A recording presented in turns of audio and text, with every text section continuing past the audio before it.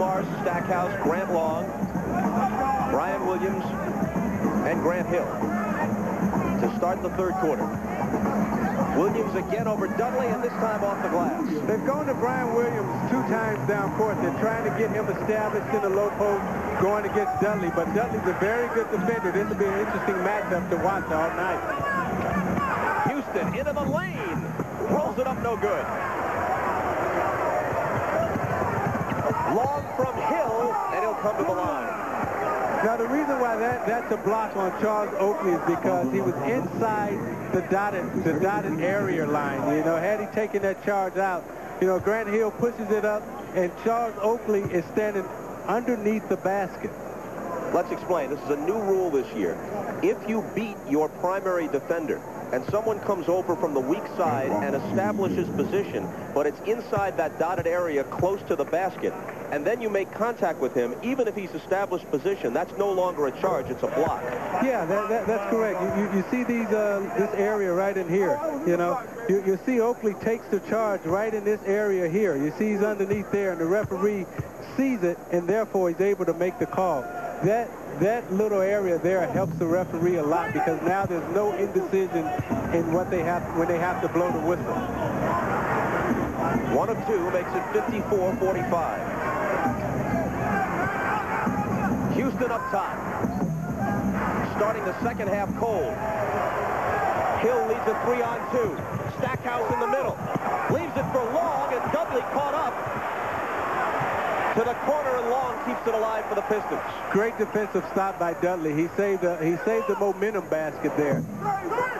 And the Pistons come away from this trip empty as Hill misses. See, that was a big momentum stop for the Knicks. Had the Pistons made that basket, they would have had momentum. Dudley stopped the momentum from being changed right there. Johnson turns and hits. Knicks by 11. They open the half with Ward and Houston in the backcourt. Oakley, Dudley, and Johnson up front.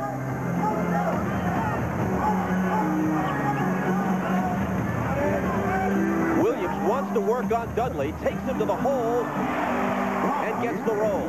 Great move by Brian Williams, and the reason why it was a great move is he spun on him, and then he used his elbow to push Dudley up underneath the rim so he couldn't challenge his shot. 6 for Williams, who came in averaging 17.5, plus 10 rebounds a game, posting nearly all-star numbers in the first half of the season.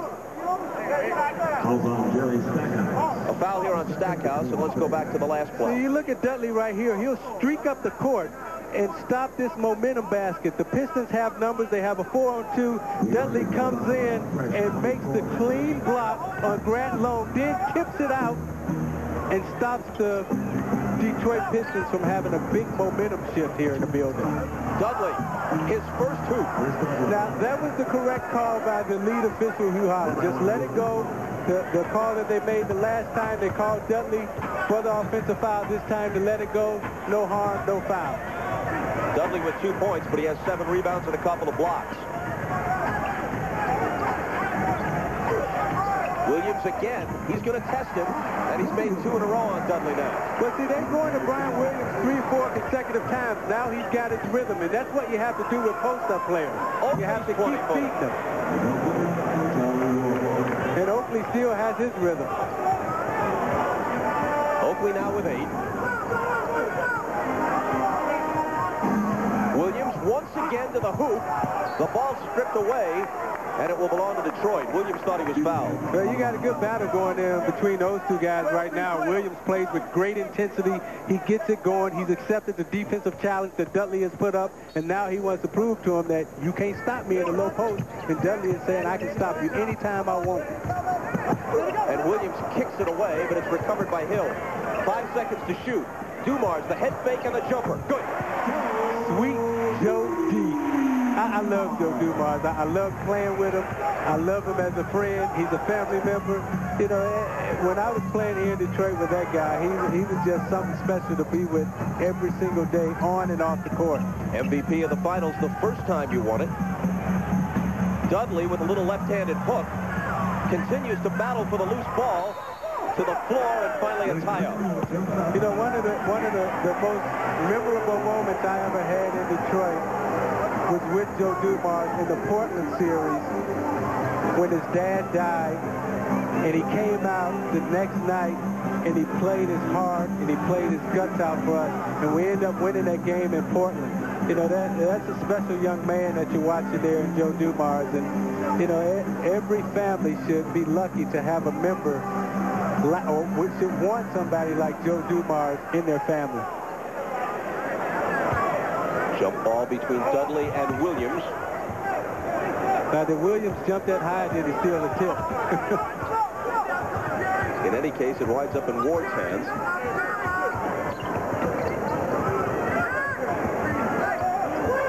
Gives it up to Houston. So you can see Allen Houston has lost his rhythm. He started out the game with a great stroke. He started out the game shooting it well. Now he's come back the second half. He spent a lot of time on the bench. Now he's come back and he doesn't quite have the same type of touch, same type of rhythm and feel that he had before he left the game. 9 points for Houston, who had a brief first quarter flurry. 3 turnovers for him in the game. Williams continues his personal duel with Dudley. Forces one up, perhaps, and misses it. That's great stuff by Dudley. That's some good stuff there. He's playing him really tough in the low post, making him change his shot, challenging his shot. Ward for 3, as we mentioned earlier. Only Dale Ellis of the Sonics and Chris Mullen of the Pacers have hit a higher percentage on threes this year than Charlie Ward, who represent the Knicks in the three-point shootout at the All-Star game. Hill goes baseline and scores. He's got 15.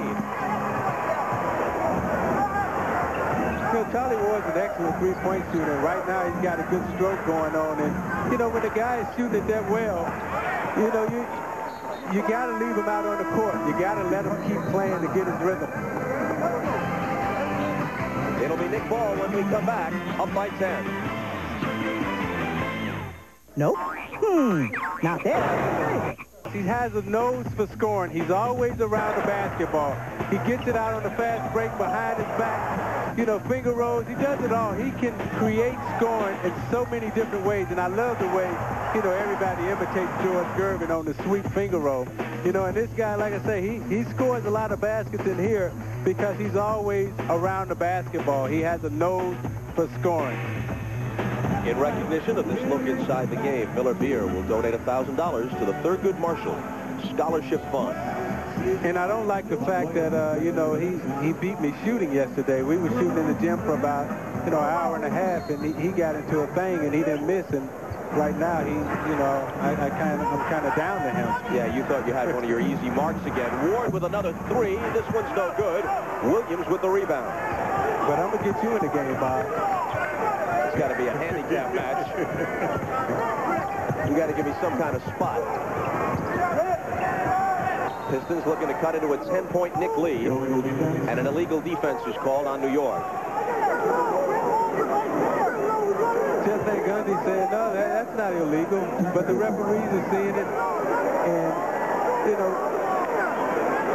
That's the second one of the day, and so it'll result in a free throw being taken by the Pistons. Doesn't he make great faces, Van Gundy? I mean, he's got one of the all-time great coaching faces, you know. Look at him.